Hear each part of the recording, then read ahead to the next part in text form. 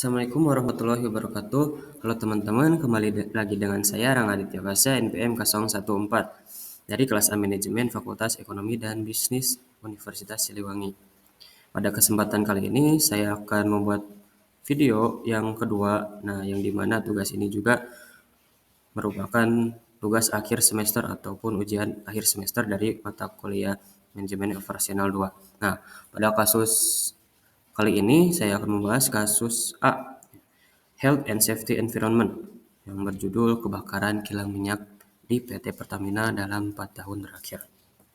Langsung saja lanjut ke latar belakang. Penyebab kebakaran bervariasi. Menurut mantan Direktur Utama Pertamina, Nike Widiawati, waktu itu mengidentifikasi faktor utama penyebab kebakarannya. Yang pertama ada kelebihan aliran atau overload. Terjadi ketika volume bahan bakar melebihi kapasitas tangki menyebabkan tumpahan dan potensi kebakaran. Yang selanjutnya kebocoran gas hidrogen. Kebocoran ini dapat menyebabkan ledakan jika tidak secara ditangani. Yang terakhir menurutnya ada kegagalan sistem keamanan, meliputi kelemahan dalam sistem deteksi dan respon terhadap kondisi darurat. Ada identifikasi masalah. Yang pertama, ada bahaya apa saja yang seharusnya diantisipasi oleh Pertamina. Yang kedua, tata cara pengendalian bahaya tersebut untuk seluruh tingkatan bahayanya. Yang masalah ketiga, standar operasional HSE seperti apa yang wajib diterapkan pada industri tersebut.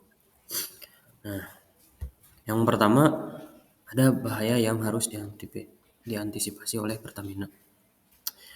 Yang pertama ada bahaya kebakaran dan ledakan. Kilang minyak menyimpan bahan bakar dan bahan kimia yang mudah terbakar, sehingga sangat berisiko menimbulkan kebakaran dan ledakan akibat kebocoran, percikan api atau sambaran petir.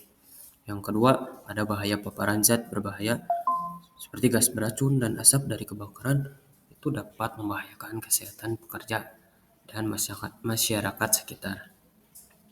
Lalu ada bahaya kerusakan fasilitas dan gangguan operasional. Kebakaran dapat merusak infrastruktur kilang dan mengganggu pasokan bahan bakar nasional.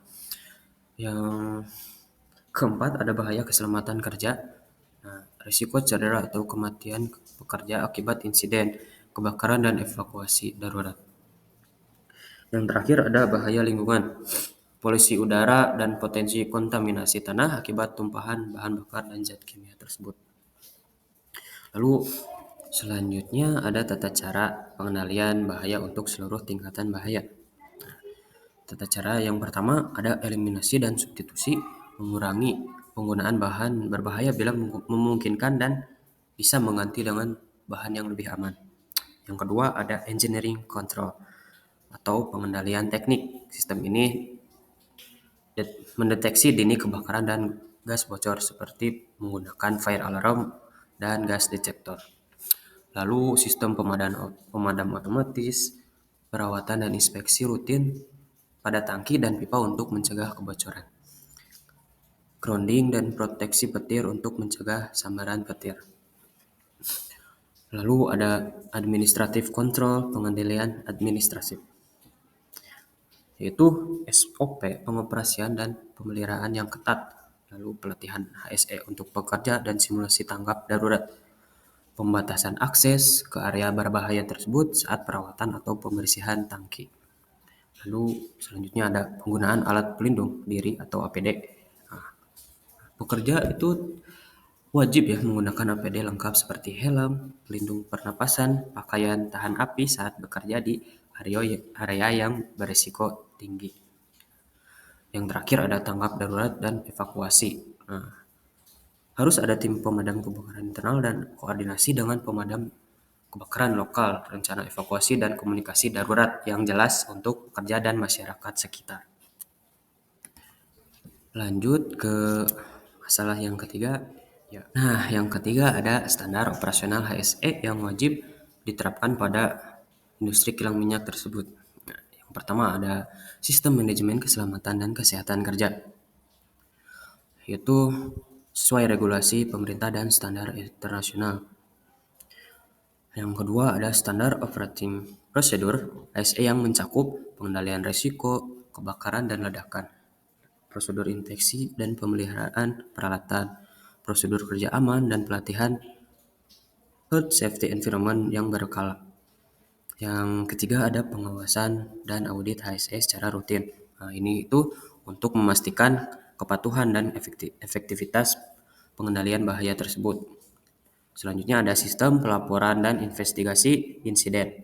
Ini itu untuk menganalisa penyebab dan mencegah kejadian berulang. Lalu ada pengelolaan lingkungan hidup sesuai standar dan pengendalian emisi polutan. Yang terakhir ada pelatihan dan kesadaran HSE bagi seluruh pekerja dan kontraktor.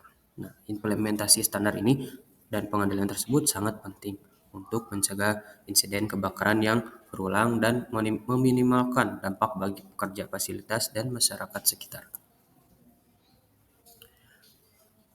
Nah, kebakaran di kilang minyak PT Pertamina merupakan risiko yang harus dikelola dengan sistem manajemen HSE yang komprehensif dan konsisten. Pengendalian bahaya yang efektif harus meliputi aspek teknis, administratif, dan kesiapsiagaan darurat. Didukung oleh budaya keselamatan yang kuat dan kepemimpinan yang teladan. Implementasi standar HSE dan safety case sesuai regulasi sangat penting untuk mencegah kecelakaan besar dan menjaga keberlanjutan operasional. Nah, yang selanjutnya itu ada saran ya. Jadi, PT Pertamina perlu terus memperkuat penerapan HSE melalui pelatihan berkelanjutan, peningkatan inspeksi, pemeliharaan peralatan, serta pengembangan budaya keselamatan yang melibatkan seluruh lapisan organisasi. Mungkin sekian pematerian dari saya. Terima kasih atas perhatiannya. Saya berharap penyampaian saya ini bisa bermanfaat bagi kita semua. Mohon maaf bila banyak kesalahan. Wassalamualaikum warahmatullahi wabarakatuh.